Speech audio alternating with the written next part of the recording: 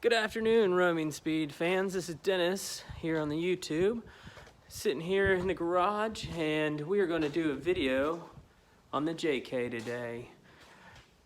We have had this thing lifted for about 2 years now, and when we first got it through a budget boost lift and a set of General Grabber X3s and a 35 1250 18 flavor.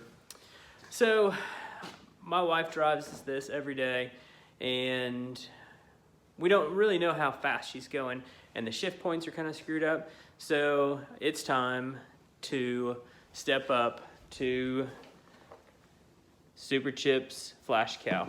Now, this is just a tire tuner, kind of. This isn't the full-blown tuner that's going to give 20 more horsepower, a bunch more torque, or anything like that. That's about $1,000, and you got to ship your ECU off to Superchips and all that. And I've always dealt with Superchips, and they've done a great job on all of our vehicles that they've done any tuning to. But with this JK, it's got plenty of power. All we need is to clean up the shift points and get the speedometer right. And that's crucial, is getting the speedometer right. So, excuse my hands. You guys need to check out my Raptor line video that I shot the other day. It went bad. Let's just put it that way. It went really bad. And didn't wear gloves, so this is several days after. It's bad. Anyways, back to the subject on hand. We are going to tune this. We're going to walk through everything, how to get it installed, and tire height and all that. So stay tuned, and let me grab a tape measure and let's start measuring some things. All right. All right. One thing I forgot to mention in the opening was that I'm a cheap person. So I bought that guy off of Facebook Marketplace. The guy said that it was unlocked to the vehicle, but when I plugged it in initially, it said that it was already associated with another vehicle, which my tuners previously, if it was like that, you had to pay $100 to Superchips, and they would unlock it, and then you could download the updates.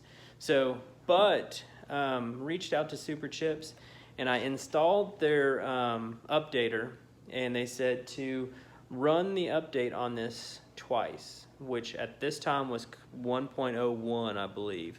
And what that did is unlocked it. So I didn't have to pay any extra money. I didn't do anything magical, but it unlocked it for free. So I gave 80 bucks for this on Facebook Marketplace, and I'll be able to adjust my tire size, gear ratios, anything like that with this guy. So it's simple. You plug in the OBD and walk through. It'll light up when you turn the key on and everything, and it'll walk us through how to do it. So stay tuned. We're going to measure tire size and then go for a drive, plug this in, adjust it, check speedometers before and after, and go from there. All right, guys, I'm going to do the best I can with this. So any tire you guys have is not a true tire height. So every manufacturer is a little different. So General Grabber is usually pretty close to their manufactured size or their marketed size. So this is 35 by 12.5 by 18. So this is going to be pretty true to 35. These are worn. These have about 50,000 miles on them now. So we're going to measure them and see what the tire height is. You know, before the KM3s came out, the BF Goodrich KM2s were substantially shorter than their advertised height. So we're going to get really close on here, and it looks like it's about 30. With the tire weight, we look like we're about 33 3/4. So these, with the tire, or the vehicle weight, the wear, everything else, is about 33 3/4. So 33.75 on the tuner. So what we're gonna do, we're gonna hop inside, take this thing for a drive, see how it drives, see how it shifts, and then we'll throw a tune on it. We'll do the same road, same shift, and see how it goes. All right, and then we'll use Waze to double check our speedometer. So let's hop in and go for a ride and see how this thing goes. All right, everybody, we're gonna take this thing up the road here and see what happens. As you noticed, it's kind of lazy on the shift points. Not bad, but nothing to call home about. So I'm gonna jump off here, check the Waze, and then check back in with you guys here in just a minute. All right, everybody, this is the Flashcal tuner from Superchips. Right here is your USB, and all you do, or I shouldn't say USB, your OBD, and you just plug it in and it's gonna fire up. So let's get in, turn the key on, and see what kind of adjustments we can do.